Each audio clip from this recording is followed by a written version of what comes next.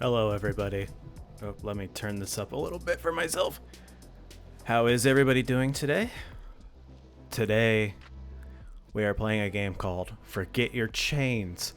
And right off the bat, we've got a fucking metal title screen here. This art, I absolutely fucking love it.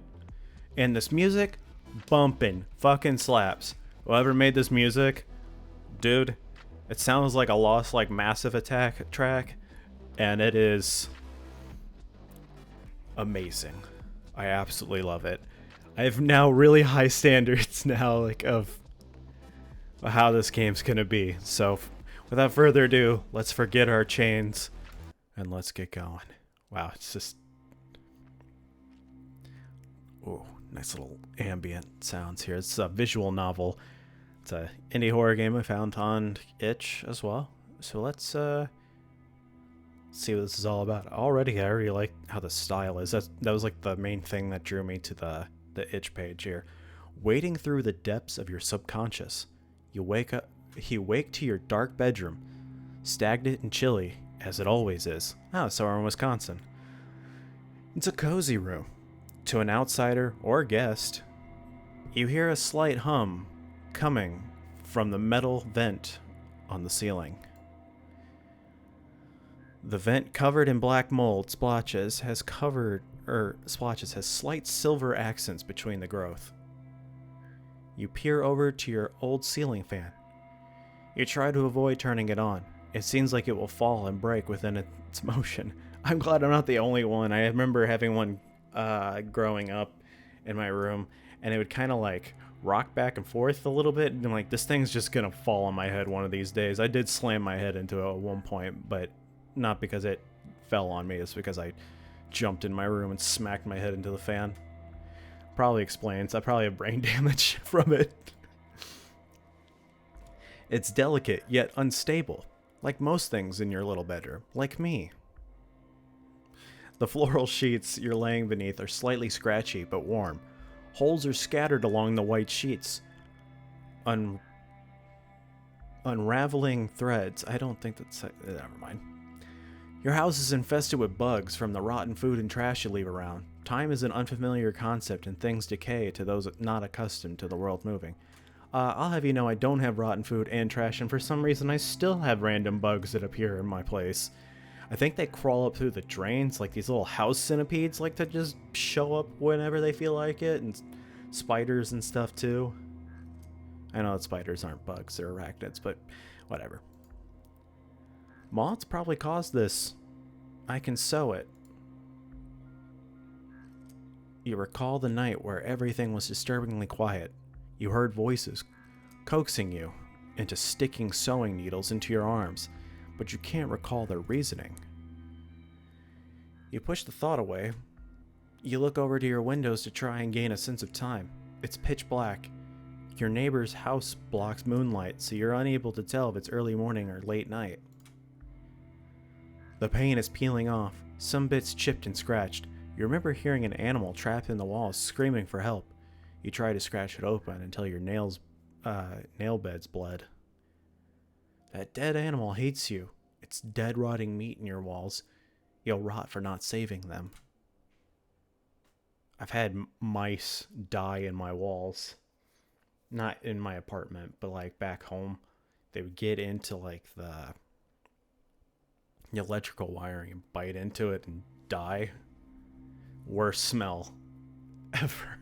God. Your walls are scratched up. An ugly beige wallpaper covers your walls. There's torn sections with holes in the drywall. Sometimes you see little eyes staring at you through the holes. You cover them with plush throw blankets, but they always fall. You mull over your dreams, barely detached from them.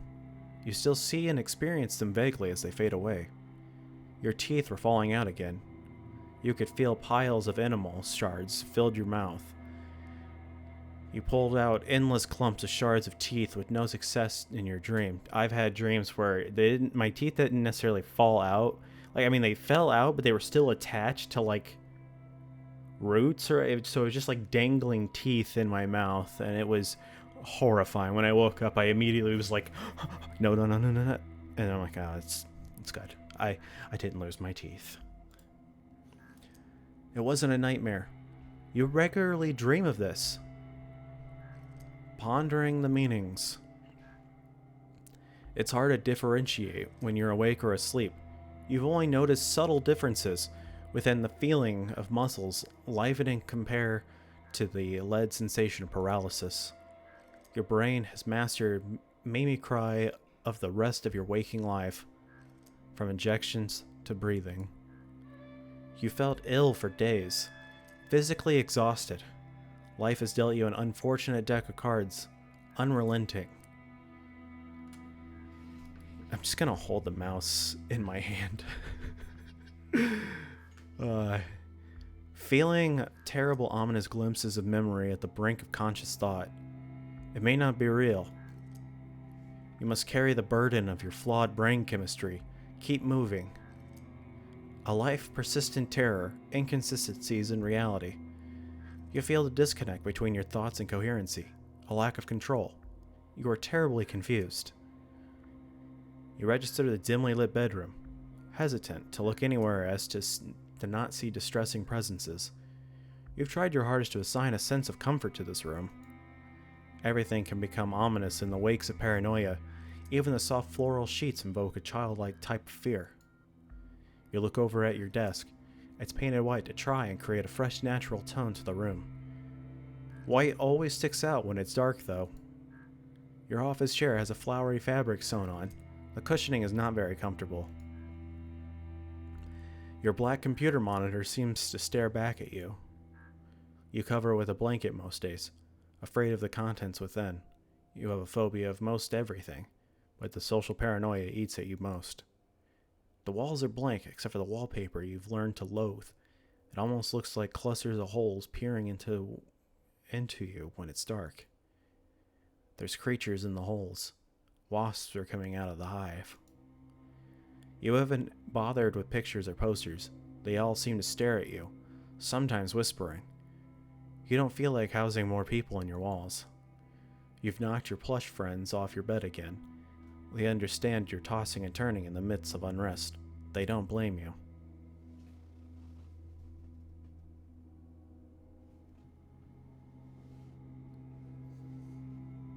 I think they're fine. We don't. You have a plethora of plush animals and what? Is this about me? This is scary now. They sleep off to the side. I don't, snuggle into them. I just want to throw that out there. This is a queen-size bed, so I just keep them in a corner of the bed. We have a wide variety of plush bears, soft, fuzzy friends that are strong in nature. Some of them have a strange odor. You don't wash things as much as you should. None of them have a strange odor either. Once again, throwing that out there. They're all clean. The strange odor, despite being unpleasant, gives you a sense of comfort. It reminds you of your home, your childhood even. Actually, I didn't have any plushes in my childhood. I had really weird sports wallpaper lining the top of my room. I wasn't into sports, so I don't understand why I had that. And I think there might have been some Star Wars stuff, but then I just ended up taking that stuff down because I'm not really into Star Wars either. Wash us, please. We are coated in filth. You guys are fine. You're fine. The light voice heard as a whisper, undeterminable of identity or who it comes from. It sounds like it's simultaneously inside and outside of your head. You feel like an observer. Your thoughts are disconnected from everything. Your mouth seems to vomit words on occasion, randomly generated. The confusion grows as you observe strings of thoughts. All disconnect streams of consciousness. Sorry. Your lips are damaged and bloody. You peel off layers of skin as a nervous habit. I don't do that. As you peer over to your bedside table, your stomach churns. Perceiving anything seems like a threat. It's a small coffee table someone gifted you. It's scratched up. you can't remember who gave it to you. The paint is smooth and intact. The table has small traces of graphite scattered along the surface. The writings sometimes form words in the dark, mostly threats or conscious thoughts from the table. The table is usually displeased and anxious. This table that I currently use is a piece of shit. It's a shitty Walmart desk that with the slightest little touch, everything just starts wobbling around like crazy. I don't want to look at it. Observing the small wooden table dimly lit by a digital alarm clock, you spot your pill You spot your pill container. It's a little rainbow organizer as a consolation prize for the chronic sickness that infests your head. I only take one pill a day, so I'm good. It's the little things. The table has no words for you today. Also, I think if you take a bunch of medication, I don't think you're like this disgusting human being or anything like that. It's like, you need to take this medication, it's gonna help you. You just have to go with it, you know. Don't feel like you're a disgusting human being just because you have to take meds. It's especially for like mental issues. It's like, it is what it is. The table has no words for you today. It is painted white to match the rest of your room, highlighting itself with a dim lighting granted from your smooth black alarm clock. It's a digital alarm clock. You figured the clear numeric display would be easier to read. You look at your little alarm clock. Its display looking cryptic. It's undecipherable. You feel a sense of irony. Maybe this is the clock's way of taunting you. You taste the familiar metallic taste of blood in your mouth, unconsciously gnawing at the inside skin. You trace your fingers along your pill organizer. It's smooth and pleasant to touch. It's slightly chilled from the cold room you're in. You carefully observe the medication, meticulously popping open each segment to check if you've missed something. You feel restless, hands unsteady. Your body goes cold and you feel your stomach twist. The past 3 days are still full. You vaguely remember running out of your antipsychotics 4 days ago. Okay, yeah, you should definitely never skip medication. I feel like every time I skip mine, I feel like my brain starts to go into like a warp drive. It feels god awful. So yeah, never skip your medication. It's not a good idea. Don't do it. Your hands are trembling now. There's nothing you can do except wait. You might have emergency medication somewhere around here. You don't remember where you put it. It won't work fully for a few days, but it might help. I don't want this. You turn back to your room, trying to find something unthreatening. You stare at the flowers on your sheets, inspecting to see if they're moving when they shouldn't. Now I'm looking to see if anything's moving around. You weigh your options. This room is starting to feel like a prison. Your heart feels still, everything feels still, but as focus is lent, the room livens. You take note of your aching body. You've been in bed for days. The pillows are warm and flattened from the weight of your body. Your little throw pillows are scattered about from your restless nights. You're aching everywhere and can't find comfort except for a fetal position with your face hidden in the sheets. The spirals. Your sheets smell faintly of laundry detergent, a fresh soapy smell. You inhale deeply. It contrasts against the taste of blood in your mouth. As you inhale, it tastes like a mixture of blood and soap. The taste of blood is sharp and metallic, contrasting against the refreshing scent of your sheets. They combine to create a disgusting flavor. Your senses heighten without visuals. Peering into the black abyss within your sheets shows faint shapes and illusions. The pictures and shapes mold in front of your eyes. Oh my god. What the fuck is that? A disturbing skinned man fades in with the abstract shapes. What the fuck? He's grotesque, with an arrangement of drooling mouths filled with long teeth and black, glossy tongues. His eyes are darkened holes, yet they seem to stare right through you. This is disgusting. You decide you'd rather see your unknowingly ominous room than the horrific visuals brought from complete nothingness. He's scratching your eyes. Disgusting. You shake the image from your head as it fades. You feel like an animal caught in a trap. You also feel like behind your eyes you're observing that animal. You view your window. Unthreatening in nature. You can't help but feel something will appear in the darkness. Now I'm staring at the window to see if something will happen. Your heart skips a beat. Slightly panicked, you look away for your own sake. You ponder what you should do now. You have a gnawing feeling you should find your emergency medication. Staying here would be most safe, though. You need to check the room before you do anything. Just in case. Oh, now we actually have to do something. Well, let's see what is around. We've got the window. Check the window to make sure nobody's there. Go to your mirror to cover it. Go to your desk to cover the monitor. Let's go check the window first. You slowly shift towards the window. It's chillier here. There must be a crack somewhere.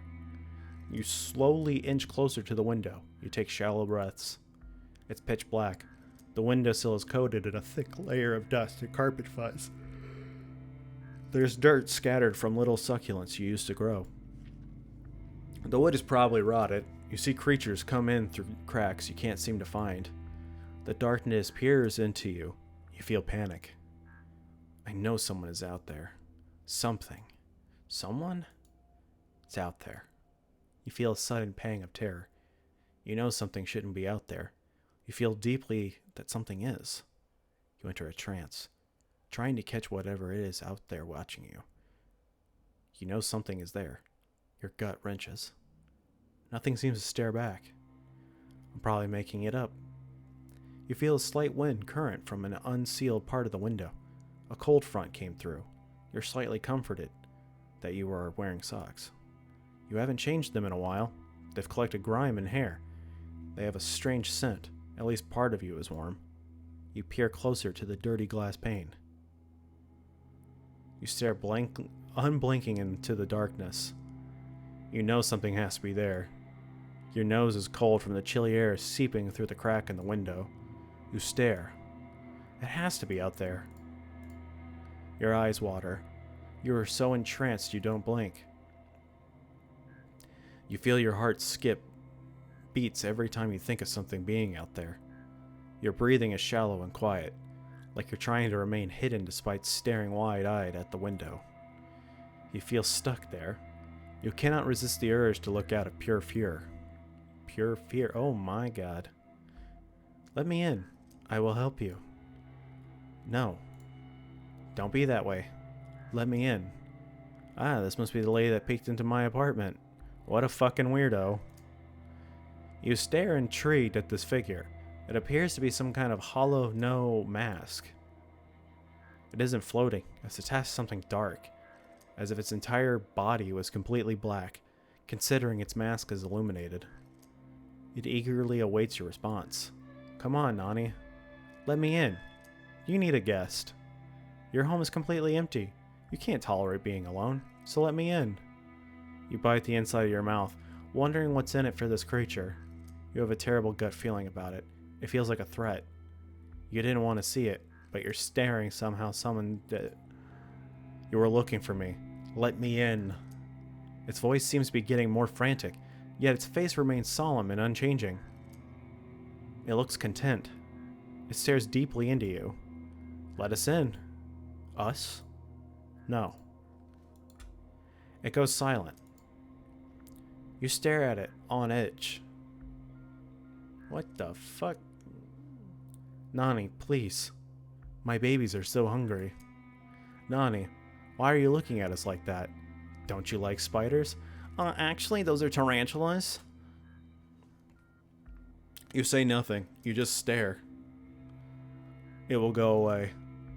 Nani, we are so hungry. You slowly register the woman made of spiders. You wonder if that's the source of the spider that lives in your window. Eat. Ants.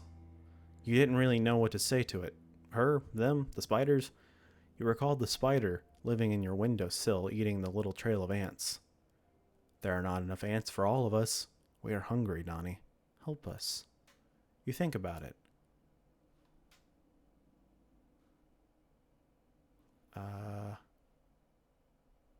Tell her to leave. She's gone. You exhale deeply after shallow, panic breaths. You move back to your bed, assessing the room. You decide what to do next. Let's cover the monitor. You peer over at your desk. The paint scratched up. The desk is quite clean. You've abandoned your work. The laptop haunts you, a black shape in the darkness. You have a terrible phobia of it. You start to think of terrible things you've seen in your laptop. Articles of cyber attacks, evils harbored in the crevices. You've seen warnings from cybersecurity sites. Every link is affected. Do not trust anyone. Everyone is out to get you. Your webcam is covered with a small piece of tape. Sometimes you opt for a sticker, whatever makes it stop watching you.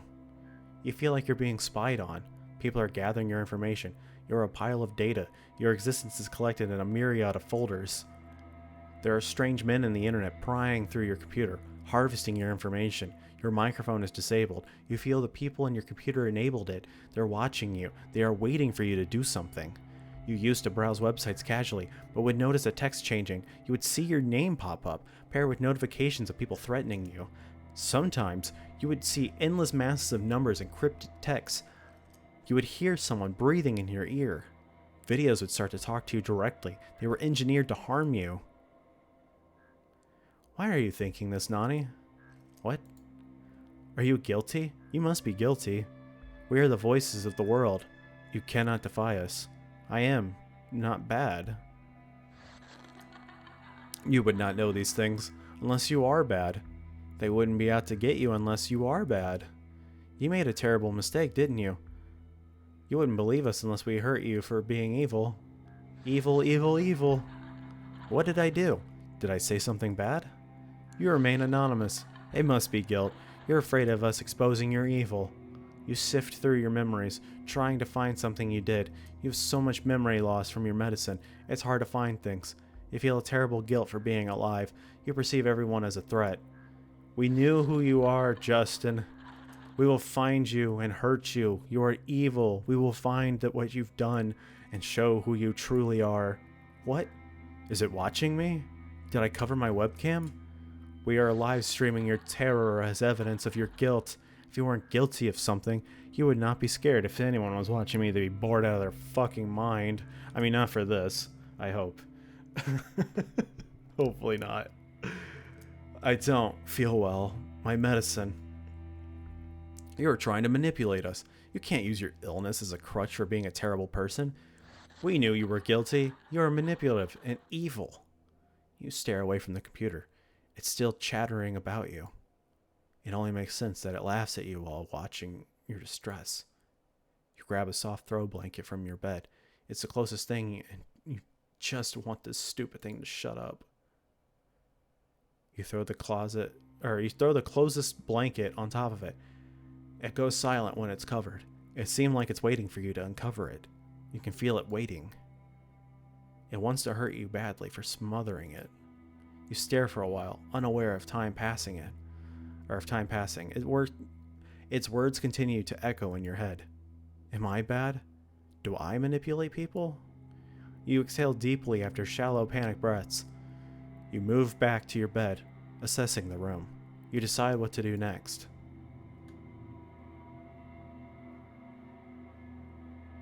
It's already covered.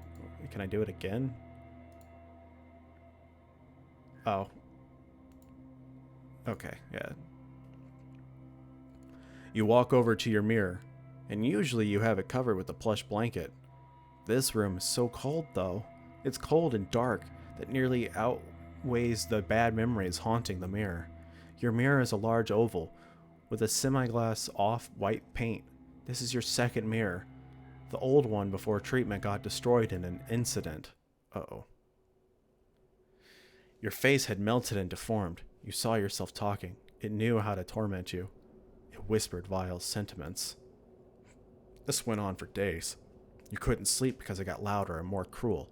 You were exhausted, pushed to your limits. The wallpaper seemed to buzz with movement. Patterns tended to shift and melt. Things are so lively for being inanimate. You saw yourself, twisted and evil in the mirror. Your eyes were vacant holes, dripping with dark liquid, similar to a sobbing girl with mascara. You stared into the mirror, sleep-deprived and exhausted. As you got closer, your reflection went silent in the small, still moment of false peace. It gripped its face and started ripping your face off. You didn't know if the harrowing screaming was yours or the reflection's. Your face started to sting as it was being clawed apart. Oh my God. You saw it dig its filthy nails into the side of its face, flesh collecting under its nails, and streaks of blood following the claw marks. Oh God, please stop doing that to yourself. It started to peel away the flesh, strings of flesh being left behind with blood dripping from the wounds you were deepening.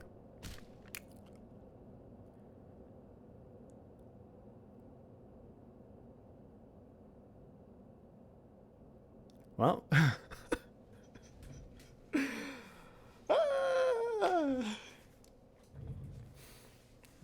think you need a.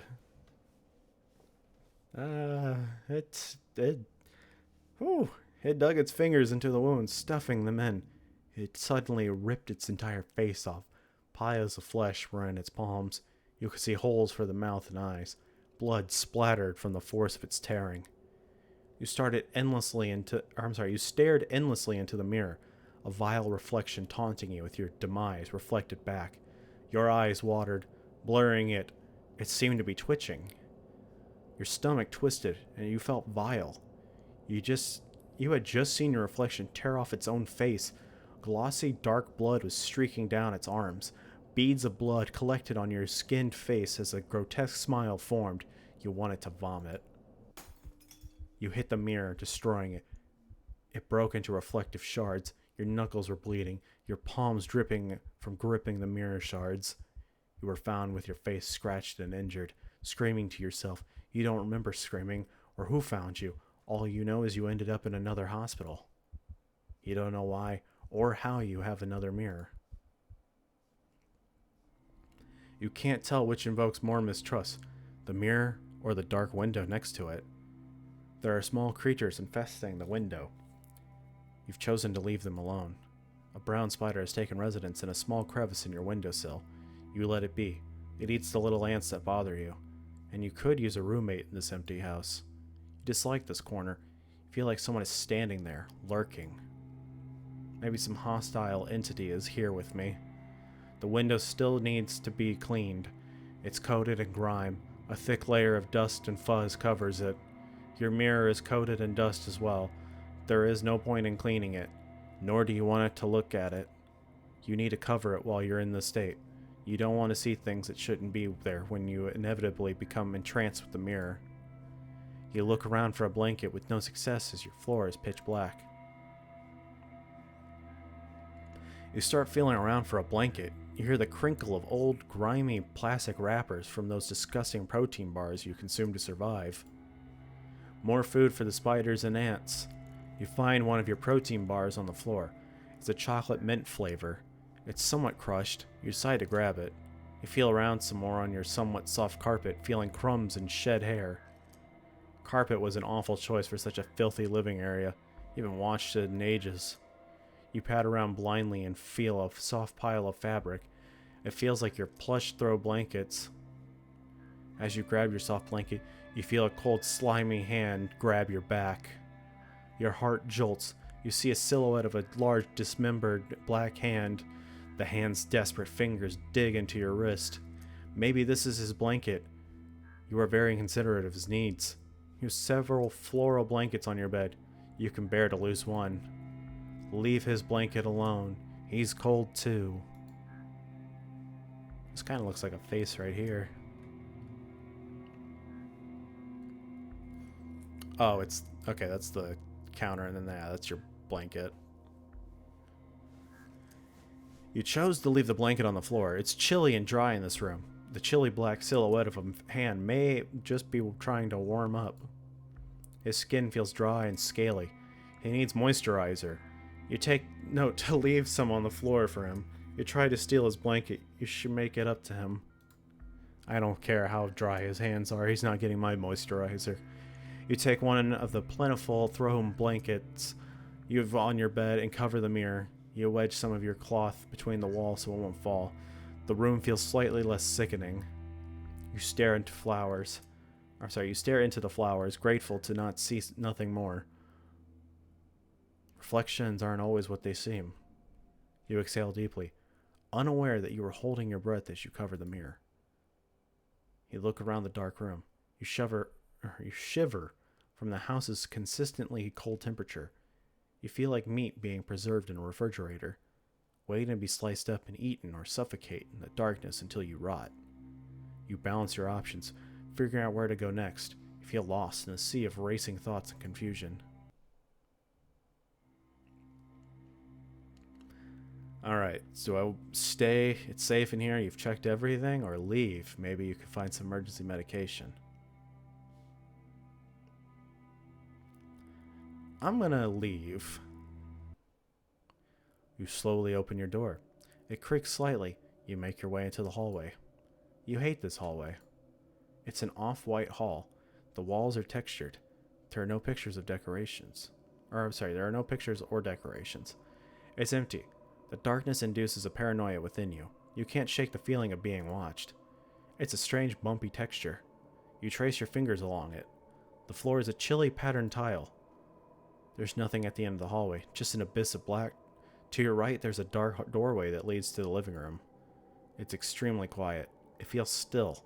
Your heart is racing and your hands are shaky. You can't seem to take your eyes off the darkness. Your vision is blurred from staring. You have a deep feeling that if you stop watching, whatever's lurking will stop hiding and kill you. This hallway invokes a sense of dread that is unshakable. You collect yourself and walk hastily to the living room. You exhale, relieved nothing has hurt you in the hallway. You enter the dark living room, feeling slightly comforted by its spaciousness. It feels like being trapped.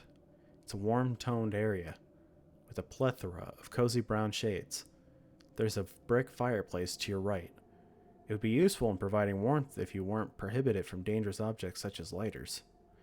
You indulge in the idea of a comforting glow and warmth. It's cold and eerie here, though. It feels so deeply empty.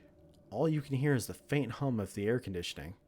You hear undecipherable whispers. They're faint. Maybe they're talking about you. They're talking about you. The voices used to be impossible to recognize as unreal, as they usually sounded like your family. You lived with them. It sounded like they were outside of your doorway. They would say strange things. You assumed it was some type of teasing or joke, albeit cruel in nature. When you were medicated, it got quiet. Nobody hung out at your doorway like you assumed. You asked about comments that stood out as cruel or strange. They were never at your doorway. Now that you're alone, you know that the voices belong to nobody. You decide to start searching the room. Check the windows to make sure nobody's there. Go to the couch, check if your medicine is there. Look left, check if medicine is there. It feels wrong staring into the darkness encased in the cold window panes. You know, it's wrong to stare. It brings misfortune. Your breathing is hesitant and shallow. Staring manifests things you don't want to see. You can't seem to help it. You see shapes melt and shift in the darkness. The darkness makes it easier for your brain. The darkness makes it easier for your flawed brain to misconstrue reality. You turn your gaze to the dark wooden cabinet. It contains a plethora of expired food and canned goods. It's dusty and cool to the touch, stagnant and still like the rest of the house. You wish for things to just be unbearably still, but everything is granted a unique type of lively nature. Even if it is absolutely still, everything feels alive, like it's waiting for you. Inanimate objects whisper to you, encouraging you to pay mind. The window is out to get you. They're out there, waiting. Ha ha ha. Don't believe us? You have to. I don't have to. See if my medicine's in the couch. You move to sit on your couch. It's a brown plush sofa with intricately stitched patterns. A small brown coffee table is in front of you. Your gaze is caught by the TV. The pitch black screen draws you in. Something about such a lively object being seemingly dead and quiet is mesmerizing. You sink into the cushions. They comfort your aching body. The room seems uniquely hollow for a living room, as if you were a ghost living here. You're afraid of decorations. Choosing the wrong one that causes any sense of unease will permanently haunt you. Your legs itch as you notice the crumbs left all over the couch digging into your skin. You need to clean more. It becomes so difficult when the concept of time escapes from your head. Days pass. You can't remember much from them, but where you are living it becomes disgusting. You never know how it got this bad, how wrappers became scattered on where you decided it was safest to sleep, with crumbs and the cushions flattened. Time keeps moving while you're trapped in your head. It is impossible to understand when everything is already so scary and confusing. You've been seen to stare at a wall for hours, unaware of the flow of time, enamored by something unseen to the sane eye. If you feel a sense of shame, you know you look deeply strange and confusing to others who aren't capable of understanding. I think most people just think I look like a weirdo, so I'm kind of just used to it at this point. Anyway, you remember how they treat you when you're not in your right sense of mind. You remember being deeply afraid of a threat, a deeply embedded belief for terrifying visuals. However, due to your strangeness, they just laughed at you. Your fear is a spectacle. Your terror is invisible to everyone else. Gazing at the blank TV, you try to shove aside the thought of people watching you. It never helps when your delusions are mixed with truth. It gives the voices a sense of credibility. You remove yourself from the couch, swiping off the embedded crumbs making your legs sting. You shift and continue moving. You faintly remember the need to get to your medicine. It's hard to keep your thoughts contained and straight. You get lost frequently. And finally, let's look left, check the medicine is there. You turn to the corner of the living room. Your favorite chair sits there. It's a large old plush chair. It's scratched up and loved dearly. It has a soft, woolly fabric with intricate stitching. The dull brown is strangely comforting. It's too dark to see at the moment. There's a matching circular ottoman at the foot of your cozy chair. You feel a sense of safety wash over you. Often the chair is covered in your plush throw blankets. You feel safe when you hide in the corner. Things are much less threatening when you hold your knees to your head while sitting. You can only see it through a small window between your legs. Not much can happen in such a small area. It's safer. People usually get scared at the sight of you with your head buried in your knees sitting on the floor. They just don't understand that it's safe. It's the only sense of control you can have. A small window of vision where not much can happen. It won't stop voices, but it's something. Something is better than nothing. You walk to the grimy marble countertop. Crumbs are scattered along the surface. It feels infected with bacteria. This is making me really feel like I need to clean my apartment. The air feels still. It invokes a sense of unease. The sink area is cleaned thoroughly. The counters where you prepare food are spotless. The dishes are loaded. You can't stand piles of dishes. It feels like the ghost of the food previously in the sink contaminates any dish despite being washed. They aren't safe in there, not in the dishwasher. Everything here is determined to make you sick. Every time you eat, you feel sick afterwards. You have a terrible phobia of most foods. Produce and meat scare you the most. Produce feels infected. It has it all has mold and E. coli. You can't cook meat once you see it uncooked. It invokes a terrible fear. It's infested with maggots or bacteria. It will make you sick. You would see flashes of mold or movement in the food. You would see wriggling white specks in every instance of raw meat. Food always tasted strange, and you couldn't shake the feeling of being poisoned. I just wish I could trust the food I need to eat again. I feel so sick. You think to your medication. It became apparent that this was a delusion, but you felt nauseated and ill every time you took it. Was that poison? Were they poisoning me? Why do I feel so sick all the time? You stare with an empty gaze in the sink, unaware of the flow of time. You're entangled in a web of your own thoughts yet again. Your heart jolts as a stray thought passes through. You remember your medicine cabinet. It's in the bathroom. You're avoidant as it's ominous in the dark, but you need to check. You start to rush to the bathroom. You stop in your tracks. You start shivering. I know you're in there, Nani. You selfish little brat. You food everywhere. We can smell it. You freeze in place. You're too close to the window. She's broken in. You're trembling in fear. We can't let you live. We can't let you live for this. You left us all to die. You hear her voice, somewhat distant. It's close. You're made of meat, Nani. You're probably rotten for all we know. You selfish brat. How could you let us survive? Or how could you let us starve? She's shrieking, her voice shaking and full of rage. You hear the tapping of thousands of tiny spider legs grow near. You're frozen in horror. You thought you could just kill us? You want us dead? You're so evil. You wretched bitch. You're selfish and evil. You would rather kill my babies than sacrifice one tiny piece of food. You need to be punished. You need to realize you're weaker than us. You will always be weak. Nani.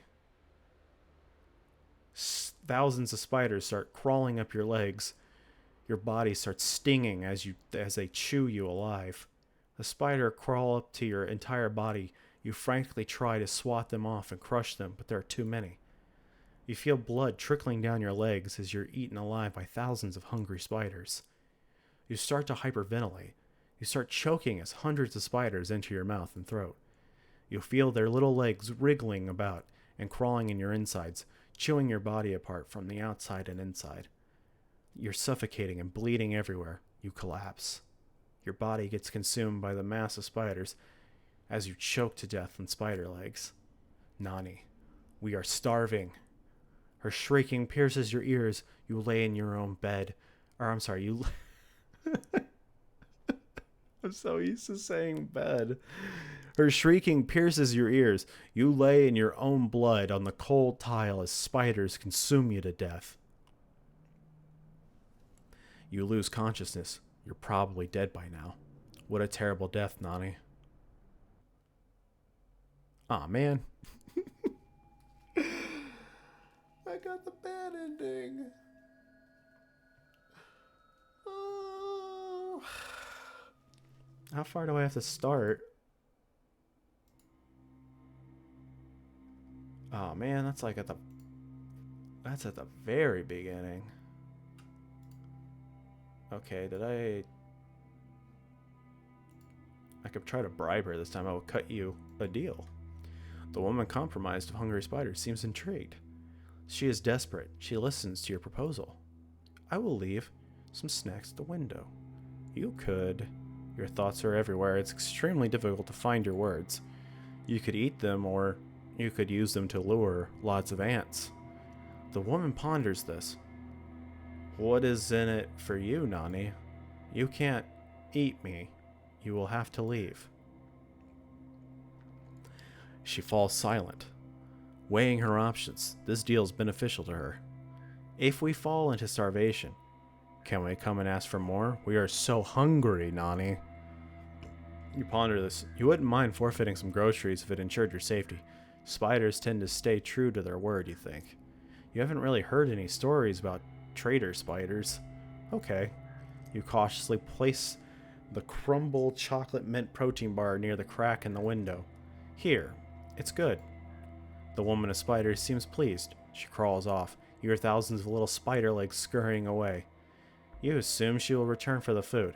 She knows where it is. You hope she collects it promptly before it attracts the ants infesting your windowsill. She's gone.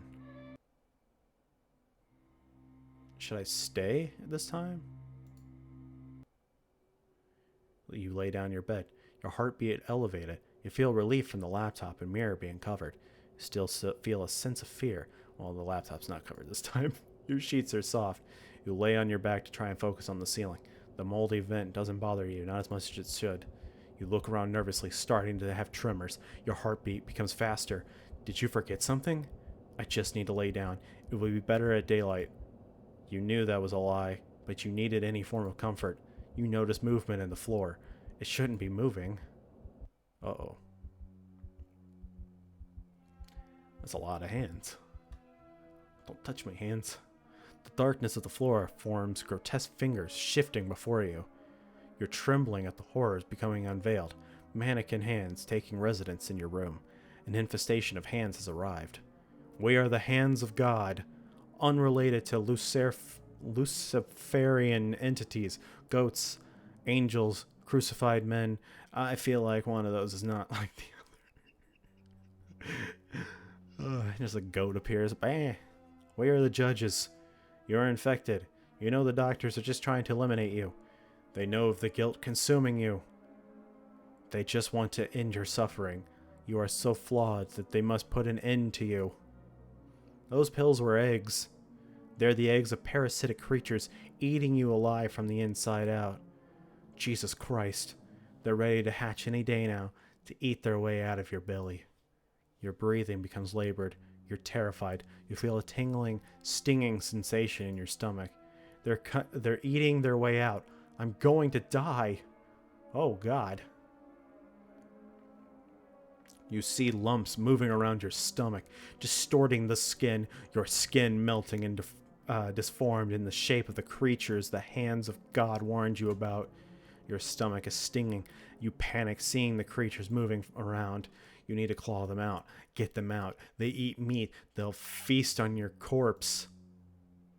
You start to scratch the soft skin on your stomach, your dirty fingernails trapping skin and blood from your scratching. It's not enough. They're too deep. They're infesting your organs. You feel like you're suffocating, your face sticky from dried tears. We will help you. We are the hands of God. You're sobbing. Your stomach is stinging and bloody. You feel a throbbing from the parasites infesting your organs. They're inside me. The hands seem to be observing your distress. They pause as your panic increases. What a miracle. You're gonna be a mother. Joy. You're scratching violently, trying to get them out. You're sobbing and hyperventilating. I don't want them. No, we will help you. We are the hands of God. I don't want to give birth to parasitic worms. Help. Help me, please. Of course. That is what we do. Oh, no. Oh, no. Two of the hands slowly shift over to you. They grab your legs and start pulling. Stop. That hurts. Nonsense. You must give birth to these wonderful creatures. They are pulling harder. Their grip cutting off blood flow to your legs. You feel an agonizing pop in your legs, along with a fleshy stinging sensation unlike any other. You start screaming. They're tearing your legs off. Oh my God. Oh my God, what are these? What the fuck? What the fuck? With the final aggressive rip. Okay, so staying in the room was not a good idea either. I kind of figured it wasn't, but I wanted to see what was going to happen. Your legs are removed. Clusters of worms emerge from your flesh. Yay! Thanks, worms. You feel like you're about to pass out. Your head hurts. Everything hurts. You're aching and your legs are stinging and infested. Thank you, Mom. We are so glad to be alive. Oh, they're gay. Proud Mom. You're still crying and trying to scream, but nothing comes out but a horrified gasp. The worms start to chew on the meat inside of your legs and stomach. You are delicious, Mom. They're eating you alive. You can't escape. You're paralyzed, and the hands of God ripped your limbs off. You hear the tiny, wet, chewy sound of the parasites consuming you. The hands of God fall silent as the worms feast on your wounds. All you can do now is wait. It's all be over soon. Try again. Okay. Skipping all this. And then we do this. And then we do this. Okay. We're going to find emergency medication. We're going to skip all this. Because I did this. Oh. Okay. I didn't get this last time. You rushed to the bathroom. This is your last resort. You might have something in the medicine cabinet. The sink smells faintly of lavender soap. The sink area is cold and damp. You shift across the cold patterned tiles to the mirror and pry your fingers between the chilly groove to open it. Your heart is pounding. It feels like living a waking nightmare. You open your little medicine cabinet. It's filled with all sorts of prescriptions for all types of ailments. You start sifting through the bottles, trying to find the emergency medication. You need one for panic attacks and one to get the antipsychotics back in your system.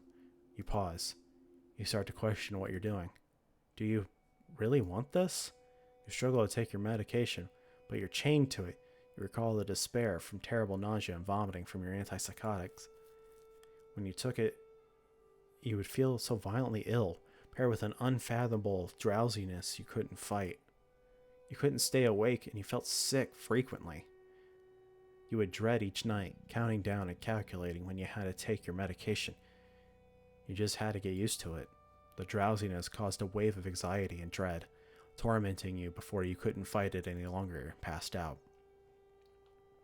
You had to take it, with a full meal, or you would vomit. Your stomach hurt so bad. Every night you had to expect being in pain and mental anguish. Do you want it again? It stings being trapped in a cycle of suffering. Why were you born with this disease? You peer into the cabinet and find your emergency medicine. You hold the chilled bottles gently. Are you taking this to survive and keep suffering? Should you continue fighting? Or should you just give up?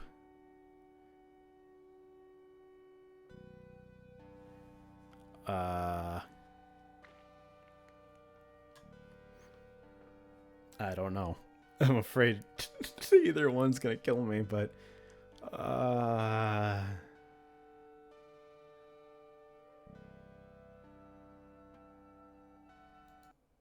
you unscrew the lids to each medication with shaky hands. You know you'll be okay soon enough. You put the pills in your mouth and hold them there, cupping water from the sink to swallow the pills with. You swallow the pills and sit on the cold bathroom tile. The medication for your panic starts to work. You feel less alarmed. Your racing thoughts start to fade. You feel slower. You feel your mind frame gently flip and melt into serenity. Things are starting to feel okay. You feel slower.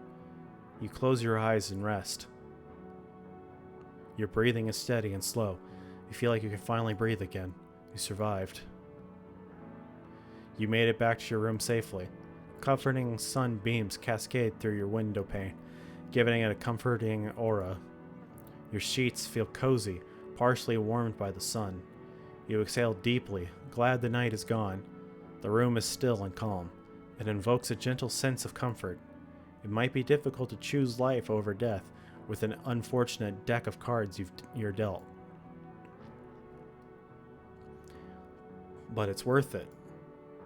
You had to learn what true reality is from the ground up once you were medicated, and it was worth it. Life isn't just suffering. It's not all pure and good either, but it doesn't have to be a self-condemnation to being stuck within a personal hell. You don't regret seeking help. It is so worth fighting. There are so many beautiful and serene parts of life worth experiencing. Even if it's difficult, worth surviving and fighting. Keep fighting, Justin. It's worth it.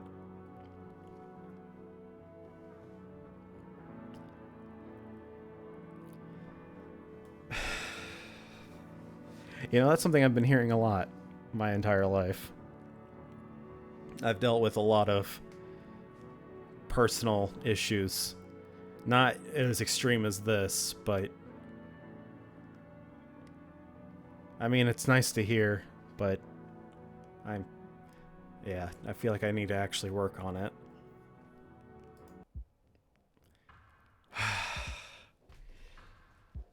Well, that got a lot more deep than I was expecting. Especially since I thought this was going to be a jump scare game. I'm glad it wasn't, but I felt this was really well made visual novel. I recommend it. If you want to see the other bad endings, check out the game for yourself. I am surprised I actually got the good ending in the end, because normally I get the bad endings. But yes, if you enjoyed this playthrough, check out my other playthroughs as well. And I will see you in the next video. Have a good day, have a good night, have a good whatever it is that you're doing. And yeah, I will see you in the next video. Bye-bye. Bye.